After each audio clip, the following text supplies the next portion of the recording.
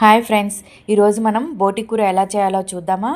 దానికోసం ముందుగా కుక్కర్ తీసుకొని కుక్కర్లో 3 స్పూన్స్ ఆయిల్ యాడ్ చేసి దాంట్లో చెక్క, లవంగ, ఇలాచి, కొంచెం బిర్యానీ ఆకు వేసి బాగా వేగనివ్వాలి.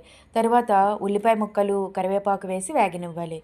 తర్వాత అల్లం, వెల్లుల్లి, టమాటా పేస్ట్ పట్టి అది కూడా వేగనివ్వాలి. అది బాగా వేగిన తర్వాత ఉప్పు, కారం, పసుపు, ధనియాల పొడి, మసాలా పొడి, ఇలాచీ పొడి వేసి కొంచెం వేగనిచ్చి తర్వాత ముందుగా శుభ్రం చేసుకున్న బోటీని కూడా వేసి బాగా కలిపి తగినన్ని నీళ్లు పోసి మూత పెట్టి ఒక 6 విజిల్ వచ్చే వరకు ఉంచి మూత తీసి చూస్తే వేడివేడి బోటీ కూర రెడీగా ఉంటుంది. ఇది అన్నం, చపాతీ ఎందులోకైనా చాలా బాగుంటుంది. ఈ బోటీ కూర చేసేటప్పుడు బోటీని బాగా శుభ్రం చేయాలండి. దానికోసం ఇంకో వీడియో చేసి పెడతాను ఎలా శుభ్రం చేయాలో. అలా శుభ్రం చేయకపోతే బోటీ తినడానికి అంత మంచిగా ఉండదండి. చాలా స్మెల్ వచ్చేస్తుంది. ప్లీజ్ అండి, సబ్స్క్రైబ్ చేసుకోండి.